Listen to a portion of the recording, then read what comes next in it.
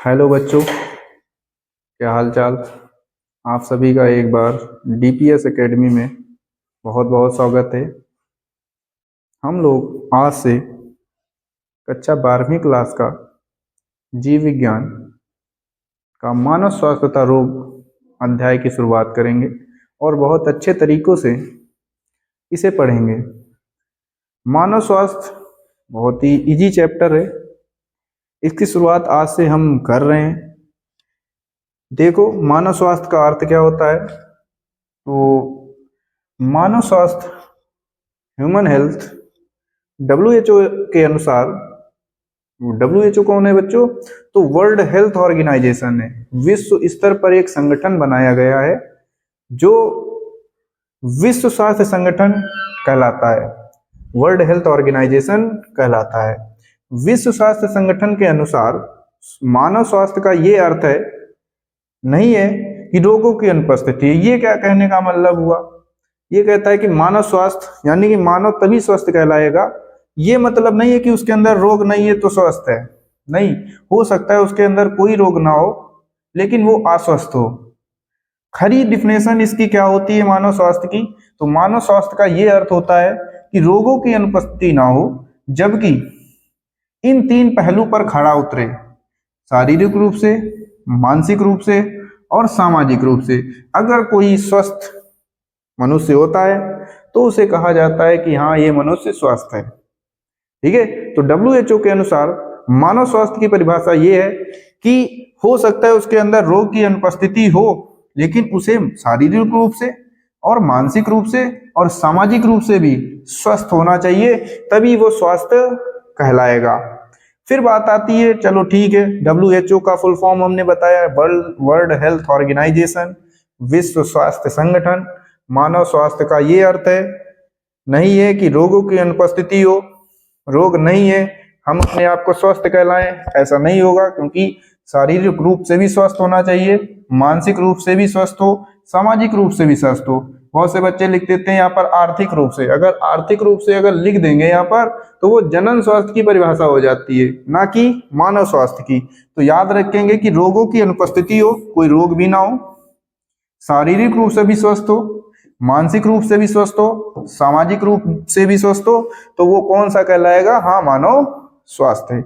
फिर बात आती है कि इस चैप्टर में ठीक है मानव स्वास्थ्य की बात करेंगे और कुछ रोगों की बात करेंगे। हमने मानव स्वास्थ्य की परिभाषा समझी जो किसने दी? डब्ल्यूएचओ ने दी, कि रोग भी ना हो, रोग की अनुपस्थिति हो, कोई रोग भी ना हो और वो शारीरिक रूप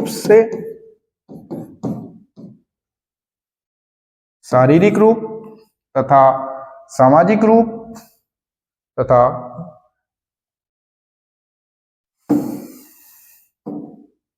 तथा मानसिक रूप से भी स्वस्थ हो, तो मानव स्वस्थ कहलाएगा। फिर आगे बढ़ते हैं। फिर बात आई कि रोग किसे कहते हैं। तो रोग जो हमारे अंदर रोग पैदा कर दें, रोग उत्पन्न कर दें। कैसे पता चलेगा रोग हुआ है? तो रोग पता तभी चलेगा जब शरीर के या तो अंग, कोई ऑर्गन, या तो टिश्यू, ऊतक, या तो सिस्टम, कोई सिस्टम ही खराब होने लगे, प्रभावित होने लगे, तो हमें होता है कि हाँ, रोग की पहचान हो जाती है। अब बात आती कि रोग हैं कौन। तो रोगों की पहचान कैसे की जाती है? तो हमारे शरीर पर कोई भी क्रिया में बाधा उत्पन्न करते हैं, जिससे हमारे शरीर पर प्रतिकूल प्रभाव पड़ता है, जिससे हमारे अंग खराब होते हैं, ऊतक खराब होते हैं, या तो तंत्र खराब होते हैं, और हम जान जाते हैं कि हमारे अंदर क्या हो रहा है? रोग हो रहा है। तो बच्चों समझ में आया कि रोग किसे कहते हैं। तो रोग उसे कहते हैं जब हमारे शरीर के अंदर पहुंचकर हमारे शरीर की क्रियाओं में बाधा उत्पन्न करते हैं, और बाधा उत्पन्न करने के बाद हमारा ऊतक या हमारा अंग या तो हमारा कोई कोई तंत्र खराब हो जाए, तो हम कहते हैं कि हाँ, हमें रोग हो चुका है।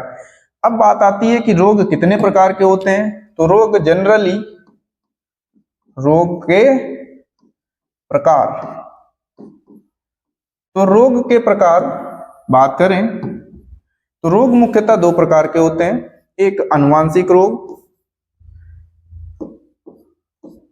आनुवांशिक रोग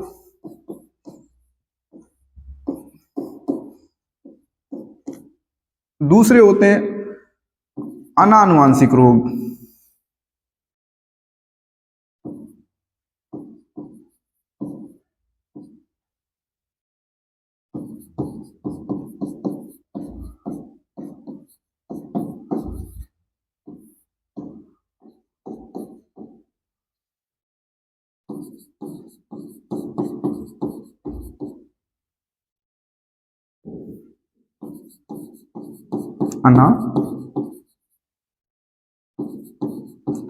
आनुवांशिक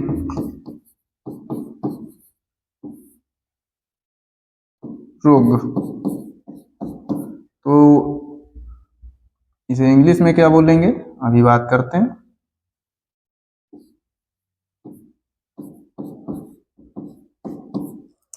तो type of disease, disease disease disease तो डिजीज दो प्रकार की होती हैं, जेनेटिक डिजीज,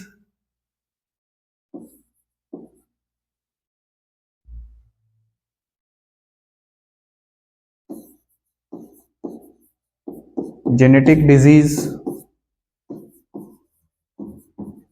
हमारी इंग्लिश मिस्टेक हो सकती है, ठीक है, तो आप लोग सही कर लेना।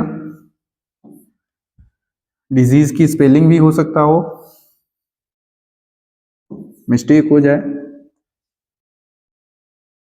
जेनेटिक डिजीज, दूसरा कौन सा होता है, नॉन जेनेटिक डिजीज।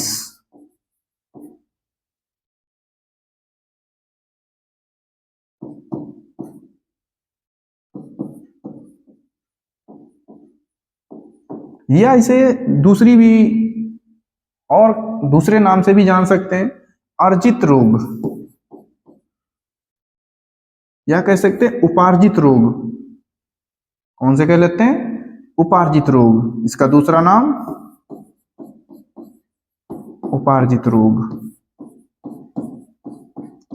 ये क्या हुआ सर, तो बताते हैं ना अभी। तो अनुवांशिक रोग कौन है, ऐसे रोग जो पीढ़ी दर पीढ़ी चल रहे हैं, ठीक है, कौन से कहलाते हैं, अनुवांशिक रोग। जैसे कोई एक बताओ अनुवांशिक रोग, शुगर, कौन होता है, शुगर। शुगर जो होता है वो कैसा होता है, अनुवांशिक रोग होता है, क्योंकि ये पीढ़ी दर पीढ़ी चलता रहता है, ठीक है।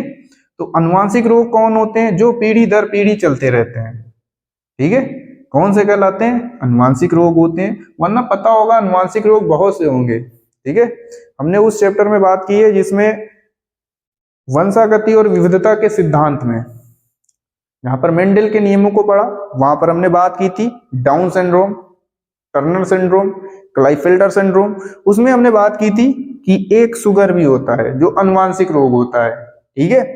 अब ये अनानुवांशिक रोग, यानी कि ऐसे रोग जो पीढ़ी दर पीढ़ी नहीं होते हैं, जन्म के बाद उत्पन्न होते हैं, और जन्म के बाद जो उत्पन्न होते हैं ऐसे रोगों को क्या बोला जाता है, उपार्जित रोग, एक्वायर्ड डिजीज, एक्वायर्ड डिजीज, ठीक है।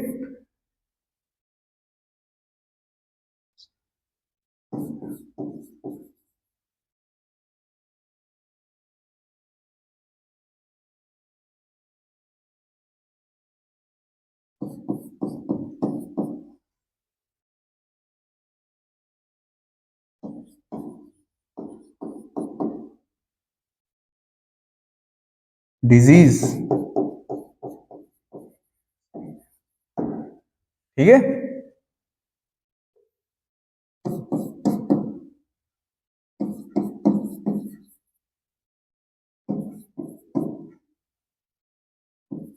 ठीक है, तो दो प्रकार से रोगों को हमारी किताब एनसीईआरटी बांटती है, अनुवांशिक रोग, अनानुवांशिक रोग। अनुवांशिक रोग कौन से होते हैं, जो पीढ़ी दर पीढ़ी चलते हैं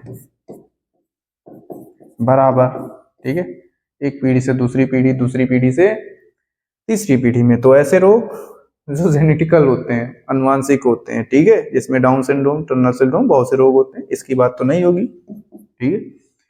तो अनानुवांशिक रोग या उपार्जित रोग, उपार्जित रोग का मतलब हम जो जन्म के बाद रोगों को ग्रहण करते हैं वो कौन से कहलाते हैं?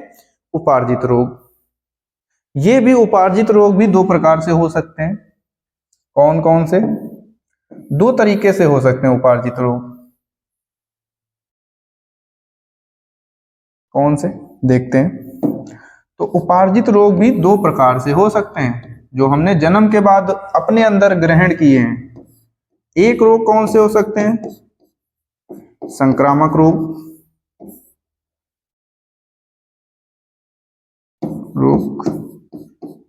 दूसरे कौन से हो सकते हैं? असंक्रामक रोग। तो इंग्लिश में बोलें तो इसे कम्युनिकेबल या इन्फेक्शियस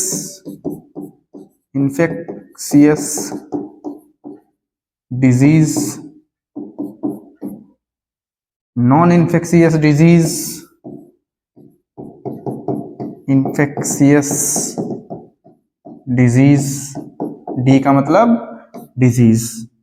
तो हमने पढ़ा कि उपार्जित रोग जो हम लोग जन्म के बाद रोगों को ग्रहण करते हैं वो दो प्रकार से हो सकते हैं, या तो संक्रामक रोग या तो क्या हो सकता है? असंक्रामक रोग। संक्रामक रोग कौन से होते हैं? जो संपर्क से फैलते हैं, संपर्क से फैलते हैं, ठीक है। और असंक्रामक रोग कौन से होते हैं? जो संपर्क से नहीं फैलते हैं, जैसे जुखाम कैसा है? संक्रामक रोग है, संपर्क से फैलता है। एक व्यक्ति के अगर जुखाम है, अगर आप उसके बगल में जाओगे तो तुम्हें भी जुखाम हो जाएगा, क्योंकि ये संपर्क रोग है। टच से फैलता है, छूने से फैलता है, हवा से फैलता है, ठीक है। ऐसे रोग कौन से कहलाते हैं? संक्रामक रोग, जैसे जुकाम, कॉमन कोल्ड, मलेरिया। मलेरिया संपर्क से फैलेगा कि नहीं फैलेगा? हो सकता है उसके मलेरिया हो, ठीक है। उसके अंदर कौन सा जीवाणु होगा? प्लाज्मोडियम वाइवेक्स, ठीक है। उसने छींका, उसके प्रोटोजोआ कहां पर गए? हवा के माध्यम से कहां पर? आपके शरीर में जा सकते हैं। तो ये भी कैसा हो सकता है? संक्रामक रोग, टच से, संपर्क से फैल सकता है। फिर बात आती है कि कौन से असंक्रामक रोग है। तो असंक्रामक रोग जो टच से नहीं फैलते, संपर्क से नहीं फैलते।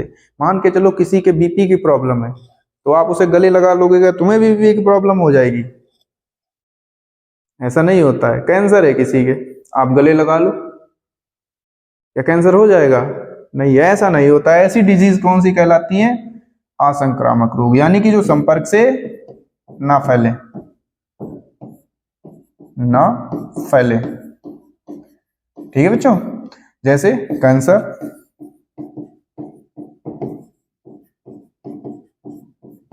कैंसर कैसा है? असंक्रामक रोग है। जैसे डायबिटीज,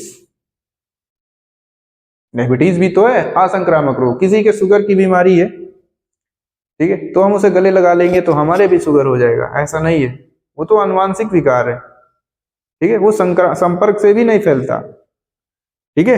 या कैंसर हुआ, कैंसर भी आपका कैसा? असंक्रामक रोग है, तो टच से नहीं फैलता, ठीक है। अब बात आती कि ये रोग की डिफिनेशन या कह सकते हैं रोगों का अर्थ क्या होता है। तो बहुत पुराने समय में, ठीक है, लोगों के मन में ये अवधारणा थी, ठीक है। जैसे रोगों की अवधारणा के लिए, ठीक है, रोग की अवधारणा, अवधारणा पुराने समय में, प्राचीन समय से लोगों को है कि रोग कैसे होते हैं, क्यों होते हैं, ठीक है। तो प्राचीन समय से लोग ये सोचते थे कि रोग हमारे शरीर के अंदर कैसे होते हैं। तो कह सकते हैं यूनानी दवाखाना,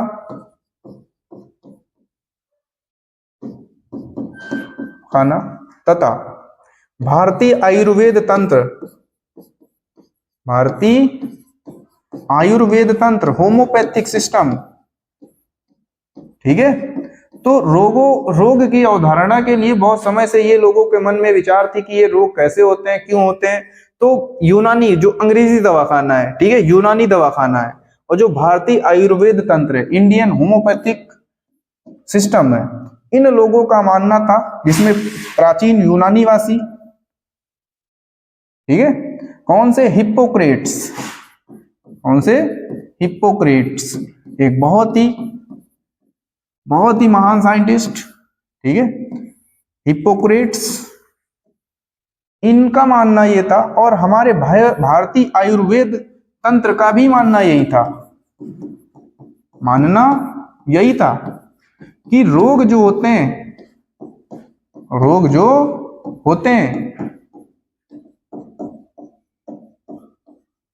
वो किसके कारण होते हैं, तो तरल के कारण होते हैं। ह्यूमर खराब होता है, तरल खराब होता है, तरल खराब होता है।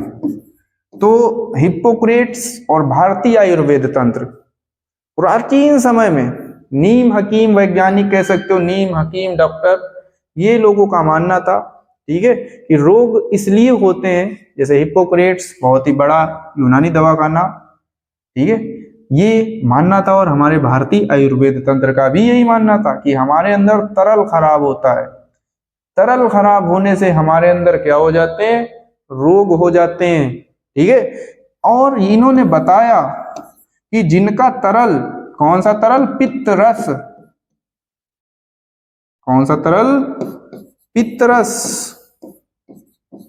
जिनका पित्त रस काला होगा उनको सदैव बुखार होगा, उनको सदैव बुखार बना रहेगा,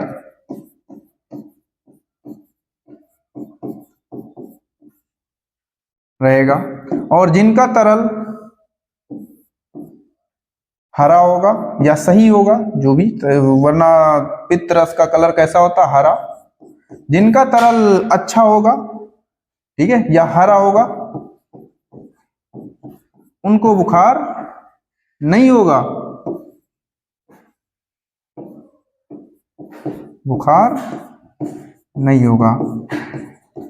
तो हमारे बहुत से पुराने साइंटिस्ट, हिप्पोक्रेट्स, ठीक है, और हमारा भारतीय आयुर्वेद तंत्र, इसका मानना यही था कि रोग कैसे होते हैं, क्या खराब होता है हमारे अंदर। तो कह रहे थे कि हमारे अंदर तरल खराब होता है, तरल खराब होने से हमारे अंदर रोग होते हैं। हिप्पोक्रेट्स ने बताया जिनका पित्त रस काला होगा उनको सदैव बुखार बना रहेगा, जिनका पित्त रस अच्छा होगा उन्हें बुखार नहीं होगा। ये हमारे यूनानी दवाखाना हिप्पोक्रेट्स और भारतीय आयुर्वेद तंत्र का मानना था। यही हिप्पोक्रेट्स हैं जिनकी ओथ, ठीक है, दिलाई जाती है जब एमबीबीएस की पढ़ाई, डॉक्टरी की पढ़ाई हो जाती है, ठीक है। जब कोई मेडिकल की पढ़ाई करता है तो एमबीबीएस करने के बाद उसे हिप्पोक्रेटिक ओथ दिलाई जाती है, जो हिप्पोक्रेट्स नाम के वैज्ञानिक पर आधारित है, ठीक है बच्चों। तो बात करें, ठीक है, ये समझा कि रोग किससे होते हैं, तो रोग का अर्थ ये है कि प्राचीन समय में लोगों ने बताया, बहुत दिन से मनसा थी, मन में थी कि कैसे रोग होते हैं, किस लिए होते हैं, क्यों होते हैं। तो पता चला कि हिप्पोक्रेट्स और भारतीय आयुर्वेद तंत्र ये मानते थे कि तरल खराब है, तरल जिसमें खराब होगा उसे बुखार बने रहेगा, जिसमें तरल अच्छा होगा उसमें बुखार नहीं होगा। यानी कि अच्छे तरल की परिकल्पना किसने की, हिप्पोक्रेट्स ने की, अच्छे तरल की परिकल्पना।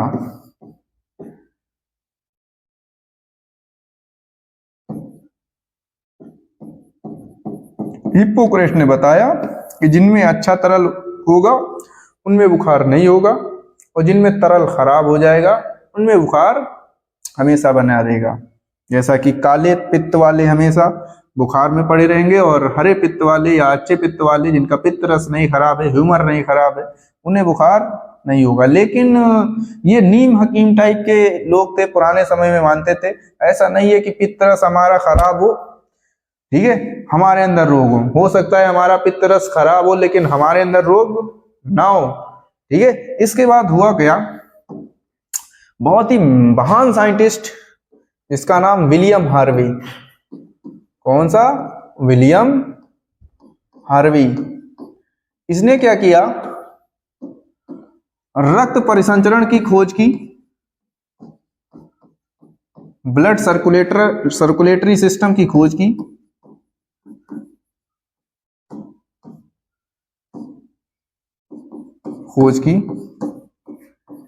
और थर्मामीटर का उपयोग करके, थर्मामीटर क्या नापता है? बुखार। थर्मामीटर का उपयोग करके कुछ ऐसे मनुष्यों को खोजा, कुछ ऐसे मनुष्यों को खोजा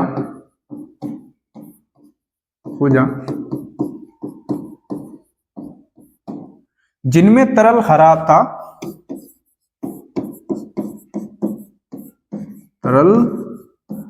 था, लेकिन उन्हें बुखार नहीं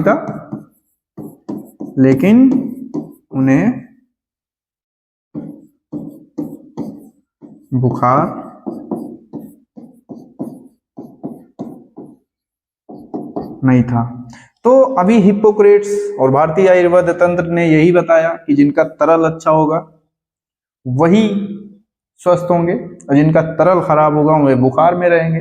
इन्होंने ऐसे मनुष्यों को खोजा, थर्मामीटर का उपयोग किया, देखा तरल तो खराब है लेकिन उन्हें बुखार नहीं है, यानी कि इन्होंने अच्छे तरल की परिकल्पना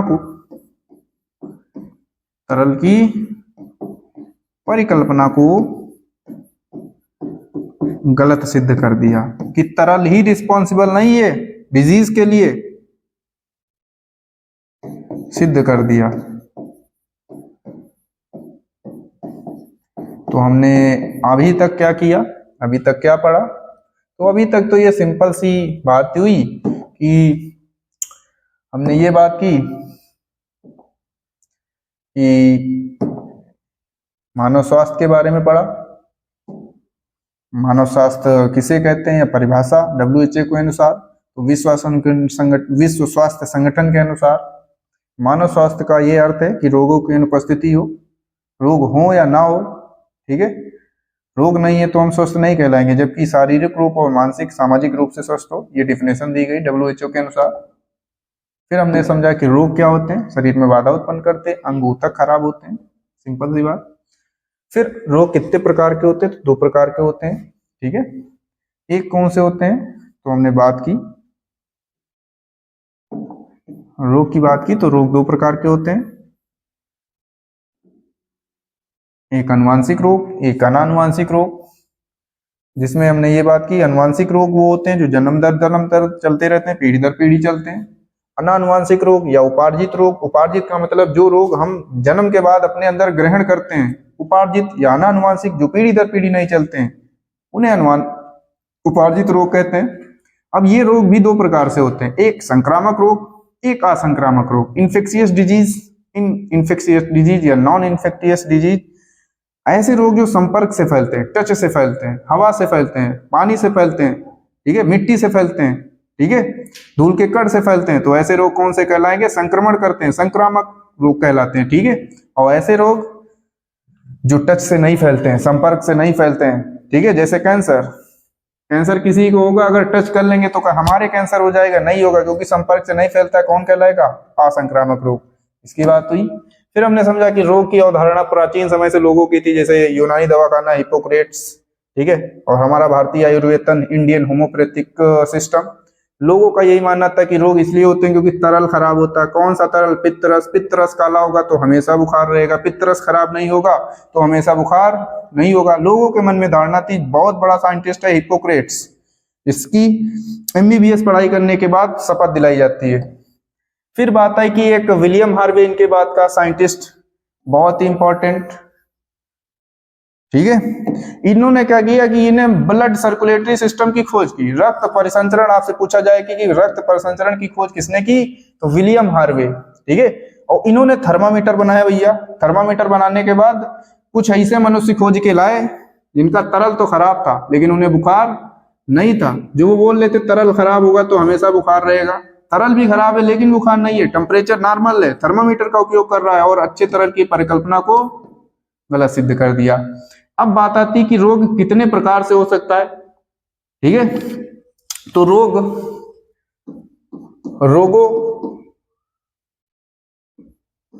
कितने प्रकार से हो सकता है, कौन कौन से वाहक हो सकते हैं। ठीक है। रोगों के वाहक लिखते हैं। रोग किन से हो सकता है, तो रोग किन से होता है ये बात करते हैं। ठीक है।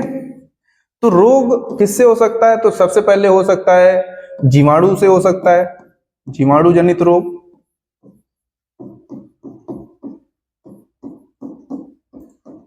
या हो सकता है दूसरा विषाणु जनित रोग, वायरस से रोग हो सकता है।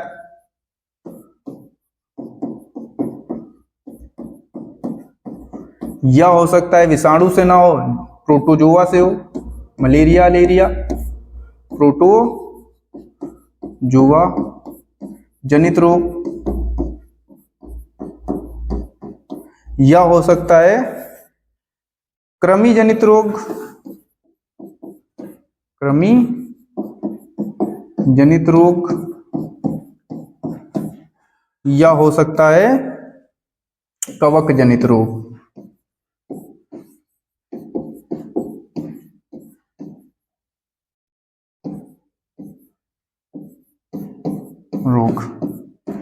तो ये इसके वेक्टर या कह सकते हो इनसे हो सकता है रोग। ठीक है। कौन कौन से, या तो जीवाणु रोग पैदा कर सकते हैं, या तो विषाणु रोग पैदा कर सकते हैं, या तो प्रोटोजोआ रोग पैदा कर सकते हैं, या तो कृमि जनित रोग हो सकते हैं, या तो कवक जनित रोग हो सकते हैं। और इन सभी को सूक्ष्म जीव बोला जाता है, सूक्ष्म जीव। इसके बाद का चैप्टर है मानव कल्याण में सूक्ष्म जीव। सूक्ष्म जीव से हानि भी है, ये कुछ लाभ भी होता है, कुछ हानि है। हानि से क्या होते हैं, रोग होते हैं। अभी बात होगी जीवाणु जनित से कितने रोग हैं, विषाणु जनित से कितने रोग हैं, प्रोटोजोआ जनित कितने रोग हैं, कृमि जनित रोग कितने, कवक जनित रोग कितने। तो आज दो देख लेते हैं खाली जीवाणु जनित रोग, फिर अगले दिन दूसरे बताए जाएंगे। ठीक है। दूसरी क्लास में विषाणु जनित रोग। तो देखते हैं जीवाणु जनित रोग। जीवाणु जनित रोग। तो जीवाणु जनित रोग कौन से होंगे, सिंपल सी परिभाषा, जिसमें जीवाणुओं से रोग हो, कौन से कहलाएंगे, जीवाणु जनित रोग। बात आती है कौन से होंगे जीवाणु जनित रोग, तो भाई टाइफाइड नाम सुना होगा सभी ने, बुखार कहलाते हैं, मियादी बुखार। ठीक है। तो सबसे पहला जीवाणु जनित रोग कौन सा है, टाइफाइड। ठीक है। ये किससे होता है, जीवाणु से होता है। किससे होता है, जीवाणु से। उस जीवाणु का नाम क्या है, साल्मोनेला टाइफी। ठीक है। इस जीवाणु से कौन सा रोग होता है, टाइफाइड। ठीक है। अब ये जीवाणु कहां पर पाया जाता है, तो ये पाया जाता है संदूषित कॉन्टिमिनेटेड फूड पर, वाटर पर, संदूषित भोजन, जल आदि जगह पर। ठीक है। भोजन 2 दिन का पड़ा है या पानी खराब है जिसमें हमारे हार्मफुल बैक्टीरियाज हैं, जिनके कारण, जैसे साल्मोनेला टाइफी एक जीवाणु है जो आगे चल के क्या पैदा करता है, टाइफाइड पैदा करता है। हमारे ये रोग खाने और पीने से होता है और कहां पर इफेक्ट करता है, तो हमारी छोटी आंत में, छोटी आंत में। और छोटी आंत के बाद ये कहां पर चला जाता है, रक्त में। ठीक है। और रक्त में आने के बाद फिर इसके लक्षण प्रकट होते हैं। ठीक है। कौन कौन से लक्षण होंगे, वही सिर दर्द, ठीक है, कब्जी, पेट खराब होगा, भूख का ना लगना, ठीक है। और हमारा बुखार भी हो सकता है, ठीक है। हमारे शरीर का टेम्परेचर 36 से कितना हो सकता है, 39 डिग्री सेल्सियस हो सकता है, बढ़ सकता है थोड़ा, बुखार भी हो सकता है, ठीक है। तो ये सब लक्षण होते हैं किसके, टाइफाइड के, ठीक है। तो टाइफाइड जीवाणु से होता है, उस जीवाणु का नाम साल्मोनेला टाइफी। कहां पर होता है, भोजन पर संदूषित, कॉन्टिमिनेटेड, संक्रमणशील, कह सकते हो दूषित भोजन, ठीक है। फ्रिज में खाना 2 दिन का रखा है, खा लिया, वहां पर जीवाणु पैदा हो जाते हैं, कौन सा, साल्मोनेला टाइफी बैक्टीरिया। वो आगे चल के खाना के माध्यम से पेट में जाते हैं और छोटी आंत में इफेक्ट करते हैं, ब्लड में आते हैं और लक्षण क्या पैदा करते हैं, सिर दर्द, कब्ज, भूख का लगना, बुखार 37 डिग्री से 42 डिग्री हमारी बॉडी का टेम्परेचर कर देते हैं, ठीक है। अब बात आई कि ये संक्रमण फैलता कैसे, टच से फैल सकता है, हाँ टच से फैल सकता है, ठीक है। इसके वाहक अगर बात करें, ठीक है, एक स्वस्थ मनुष्य से एक बगल वाला जिसके टाइफाइड बुखार है, ये ड्रॉपलेट से फैल सकता है, ठीक है, बूंदों से, छींक की बूंदों से, बूंदों से, ठीक है। सामने वाले को टाइफाइड था, ठीक है, उसने कहीं से टाइफाइड को उठा लाया जिसके अंदर वो संक्रमणशील था, टाइफाइड बुखार था, उसने छींका और तुम उसके सामने बैठे हो, तो छींकने से उसके जीवाणु तुम्हारे अंदर जाएंगे और जाने के बाद तुम्हें भी कौन सा होगा, टाइफाइड होगा। ऐसे हमारी भारतीय आयुर्वेद तंत्र में, भारतीय आयुर्वेद तंत्र में, होम्योपैथिक सिस्टम में बहुत से मामले दिख जाते हैं, ठीक है। तो इसका वाहक मनुष्य भी हो सकता है, मनुष्य भी हो सकता है, ठीक है। तो इसी में एक बहुत ही अच्छा केस मिलता है, एक मैरी मिलॉन लेडी थी, ठीक है, जो एक रसोई थी, रसोइया थी, खाना बना के देती थी, ठीक है, लोगों को, ठीक है। और इनका नाम जो उपनाम है, इनका नाम टाइफाइड मैरी के नाम से रखा गया, टाइफाइड मैरी, ठीक है। ये क्या किया, लोगों को खाना बना के देती थी और इनके अंदर जो रोग था वो टाइफाइड था, टाइफाइड था। तो एक लेडी थी जिसका नाम भारतीय आयुर्वेद तंत्र में बहुत मामले देखने को मिल जाते हैं, मैरी मिलॉन, ठीक है। ये मैरी मिलॉन जो लेडी थी, इसे टाइफाइड रोग था, ठीक है। इनने दवा नहीं ली, ठीक है, ये क्या किया, ढोती रही, वाहक बनती रही, खाना बनाया, छींक दिया, ठीक है, आटा गूंदा उसमें, ठीक है, नाक पहुंच के लगा दिया, ठीक है, करता रहा और वाहक का काम करता रहा, लोगों को खाना बनाया, खाना बना के बाद सभी को पहुंचाती रही, यानी कि एक से दूसरे में, दूसरे से चौथे में, चौथे से हजारों लोगों में ये कौन सा रोग पैदा कर दिया, टाइफाइड। तभी इनका नाम पड़ा टाइफाइड मैरी। तो टाइफाइड मैरी इसे बोला जाता है। तो मैरी मिलॉन एक लेडी थी, ठीक है, जो खाना बनाती थी, जिसके अंदर रोग था टाइफाइड का, ये वाहक थी किसकी, टाइफाइड की, जो दवाई नहीं ली, ठीक है, और ये लोगों में पहुंचाती रही, यानी कि ये किसके रूप में काम किया, वाहक के रूप में, खाना बनाती रही, लोगों में पहुंचाती रही, तभी इसका नाम पड़ा, उपनाम टाइफाइड मैरी, यानी कि एक ऐसी लेडी जो टाइफाइड का वाहक कर रही है, ठीक है। अब बात आती है कि इसके लिए कौन सा टेस्ट कराया जाता है। तो टाइफाइड के लिए बहुत बार है, पिछली साल बोर्ड में पूछा गया, टाइफाइड के लिए विडाल टेस्ट, कौन सा टेस्ट, विडाल टेस्ट, ठीक है, मोस्ट इंपॉर्टेंट, कि टाइफाइड की जांच के लिए कौन सा टेस्ट कराया जाता है, तो विडाल टेस्ट, ठीक है बच्चों। तो विडाल टेस्ट किसके लिए कराया जाता है, टाइफाइड के लिए, ठीक है। अब बात आती है कि दूसरा रोग कौन सा है, तो इतना बहुत है, सफिशियंट है टाइफाइड के बारे में। किससे होता है, साल्मोनेला टाइफी से होता है। किससे फैलता है, संदूषित जल भोजन से फैलता है। कहां पर संक्रमण करता है, छोटी आंत में। कहां पहुंचता है, रक्त में। सिर दर्द होता है, कब्जी, लक्षण भी बता दिए यहाँ पर। वाहक चीख की बूंदे हो सकती है, मनुष्य भी हो सकता है, जैसे मैरी मिलॉन, टाइफाइड मैरी। इसका टेस्ट कौन सा होता है, ये याद रखना, विडाल टेस्ट, ठीक है। दूसरा रोग देखते हैं कौन सा, निमोनिया।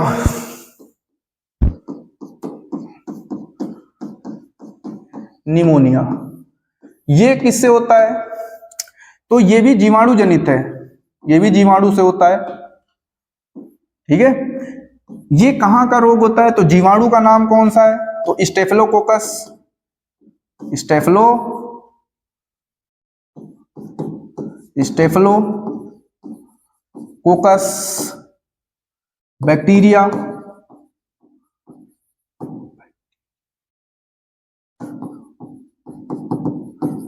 ठीक है। उस जीवाणु का नाम कौन सा है? Staphylococcus pneumoniae, sorry staphylococcus pneumoniae, ठीक है। तो निमोनिया किससे होता है? तो जीवाणु है जिसका नाम है स्टेफिलोकोकस निमोनी, स्टेप्टोकोकस, सॉरी, ठीक है, स्टेफिलोकोकस नहीं, स्टेप्टोकोकस, स्टेप्टोकोकस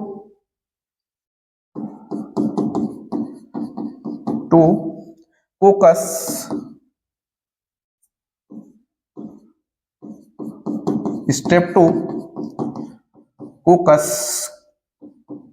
ठीक है, अब सही है, ठीक है। तो ये किस जीवाणु से होता है? तो स्टेप्टोकोकस निमोनी से होता है, या हीमोफाइलस इन्फ्लुएंजी से होता है। किससे होता है? तो दो जीवाणु से होता है, या तो हो सकता है स्टेप्टोकोकस निमोनी से हो, या तो हो सकता है हीमोफाइलस इन्फ्लुएंजी से हो, ठीक है, या इन्फ्लुएंजा से हो, ठीक है। तो इसके दो जीवाणु हैं, एक कौन सा है? स्टेप्टोकोकस निमोनी, दूसरा कौन सा है? Haemophilus influenza.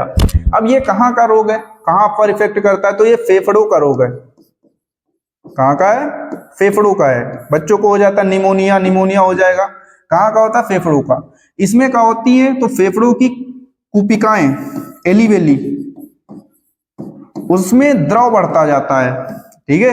ये कुपिकाएं, ठीक है, गुब्बारे के समान होती है, इसमें ऑक्सीजन एंड कार्बन डाइऑक्साइड का क्या होता है? एक्सचेंज होता है, ठीक है, विनिमय होता है।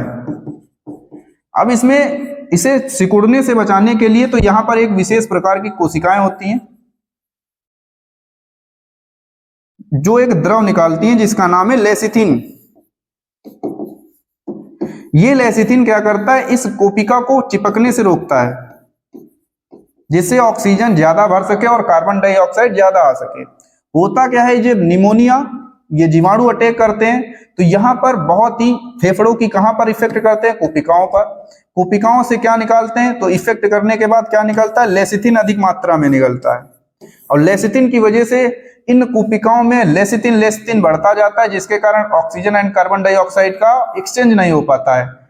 और जब ये एक्सचेंज नहीं होता है तो हमारे शरीर में ऑक्सीजन एंड कार्बन डाइऑक्साइड की मात्रा घटती रहती है, और शरीर में ऐंठन, ठीक है, खांसी, ठीक है, ये सब उत्पन्न होती हैं किसमें? निमोनिया में, ठीक है। तो ये फेफड़ों का रोग होता है, कोशिकाओं का रोग होता है। इसमें लेसिथिन द्रव बढ़ता रहता है, इसमें ऑक्सीजन एंड कार्बन डाइऑक्साइड का एक्सचेंज नहीं हो पाता है, बहुत ही द्रव बढ़ जाता है, खांसी आती है। इसके लक्षण की बात करें तो सिर दर्द होता है, ठीक है, बुखार भी हल्का फुल्का होता है, ठीक है, खांसी भी होती है, ठीक है। साथ साथ कभी कभार जब इसके लक्षण बहुत ही, ठीक है, चरम सीमा पर पहुंच जाते हैं, तब नाखून तथा ओंठ नीले पड़ जाते हैं। नीले इसलिए पड़ते हैं क्योंकि वहां पर ऑक्सीजन की मात्रा कम हो जाती है और कार्बन डाइऑक्साइड, क्योंकि गैसों का एक्सचेंज ही नहीं होगा, ऑक्सीजन शरीर के अंदर गई नहीं, कार्बन डाइऑक्साइड शरीर के अंदर शरीर से बाहर नहीं आई, यानी कि कार्बन डाइऑक्साइड की मात्रा बढ़ती रही, ऑक्सीजन की मात्रा घटती रही, जिसके कारण हमारे शरीर के नाखून तथा होंठों का रंग कैसा हो जाता है? नीला, ठीक है। यानी कि हमारा ब्लड जो लाल होता है वो कैसा हो जाता है? नीला हो जाता है, क्योंकि हमारे अंदर कौन सी चीज बढ़ती रहती है? Carbon dioxide. अगर ऑक्सीजन बढ़ती रहती, हीमोऑक्सीग्लोबिन बनता तो बहुत ही बढ़िया लाल रहता, जबकि कार्बोनिक अम्ल बनता है, जबकि इसी के कारण हमारा नाखून भी नीले हो जाते हैं, होंठ भी नीले हो जाते हैं, और हमें पता चलता है कि हाँ, हमें निमोनिया हो चुका है। ये कोई जानलेवा बीमारी नहीं है, इसकी दवाई कराई जाए तो ठीक हो सकता है, लापरवाही ना की जाए। स्ट्रेप्टोकोकस निमोनी से होता है, हीमोफाइलस इन्फ्लुएंजा जीवाणु का नाम है। कहां पर इफेक्ट करता है? तो सिंपल सी बात है, फेफड़ों पर। फेफड़ों के कहां पर? कुपिकाओं पर।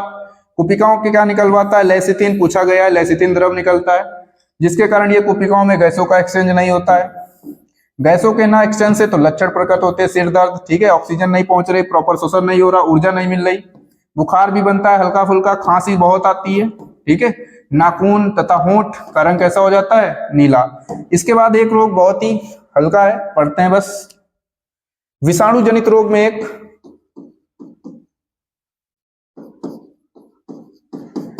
विषाणु जनित रोग। तो विषाणु जनित रोग कौन से होंगे? जो वायरस से होंगे, पहली बात वायरस से होंगे। बात आई इसमें कौन सा रोग है, तो सभी ने सुना होगा common cold. Common cold normal सभी को होता है, सर्दी गर्मी मौसम जब बदलता है। जुकाम, ठीक है, ये किससे होता है? तो ये वायरस से होता है जिसका नाम राइनो वायरस, ठीक है। तो जुकाम जो होता है ना, वो विषाणु जनित रोग है, जिसे इंग्लिश की भाषा में कॉमन कोल्ड और राइनो वायरस से होता है। ये कहाँ का रोग होता है? तो सबसे पहले किताब लिखती है कि फेफड़े का रोग नहीं है, निमोनिया फेफड़े का रोग है, ये फेफड़ों का रोग नहीं है। जुकाम में फेफड़े हमारे खराब नहीं होते हैं, ये कहाँ का रोग है? तो ये रोग जो है श्वसन पथ का है, श्वसन पथ का है, नासा छिद्र का है। श्वसन पथ कहां से कहां स्टार्ट होता है? तो नासा छिद्र से लेकर प्राथमिक श्वसनी तक, ठीक है, वहां तक जो मार्ग होता है, ठीक है, जैसे नासा छिद्र, नासा गुहा, ठीक है, ग्रसनी, प्राथमिक श्वसनी, वहां का रोग होता है, फेफड़ों पर इफेक्ट नहीं करता है। जब यह श्वसन पथ पर इफेक्ट करता है तो हमारे श्वसन पथ, जैसे नासा गुहा के अंदर श्लेष्मा निकलती है, ठीक है, जितना जुकाम होगा उतनी श्लेष्मा निकलेगी। ये श्लेष्मा क्या करती है? वायरस को अंदर जाने से रोकती है, या कह सकते हैं विषाणु को गतिहीन करती है, जाने नहीं देती है, चिपचिपा बना देती है, नाकों में बूंद जाती है, अंदर ना जा पाए विषाणु। और हमें इसके लक्षण रोकने के बाद कम से कम कितने दिनों में? 3 से 7 दिनों के अंदर अपने आप ठीक हो जाते हैं, ठीक है। और इसमें जब ये रोग होता है तो आवाज भी भारी होती है, ठीक है, आवाज भी खराब हो सकती है, भारी हो सकती है, ठीक है, जुकाम में, क्योंकि इतनी श्लेष्मा निकलती है और यहाँ का कंठ भी थोड़ा इफेक्ट हो जाता है, जिसके कारण आवाज भारी हो जाती है, ठीक है। तो हमने आज 3 रोगों की बात की, ठीक है। विषाणु जनित रोग केवल एक पढ़ना है, कौन सा? Common cold. जुकाम जो किससे होता है? राइनो वायरस से। फेफड़े का रोग नहीं है, आपसे पूछा जाता है कि इसमें से फेफड़े का रोग नहीं है, 3 दे देते रोग फेफड़े के, एक देता है जुकाम। जुकाम फेफड़े का रोग नहीं है, किसका है? श्वसन पथ का है। इसमें नासा छिद्र से श्लेष्मा निकलती है क्योंकि अंदर ना जा पाए, क्योंकि विषाणु को गतिहीन करती है। आवाज भी भारी होती है, थोड़े बहुत वही लक्षण है, खांसी आंसी, ठीक है, सर दर्द हल्का फुल्का, ठीक है। इसके लक्षण की बात करें तो वही थोड़े बहुत लक्षण है, सिर दर्द, हल्का फुल्का सिर दर्द होगा, खांसी होगी, ठीक है, और 3 से 7 दिन के अंदर इसके लक्षण बने रहते हैं, उसके बाद लक्षण खत्म होते हैं, फिर इंसान स्वस्थ होता है। इसके बाद हम लोग कल से पढ़ेंगे प्रोटोजोआ जनित रोग, जिसमें हम कल बात करेंगे। थैंक यू, धन्यवाद।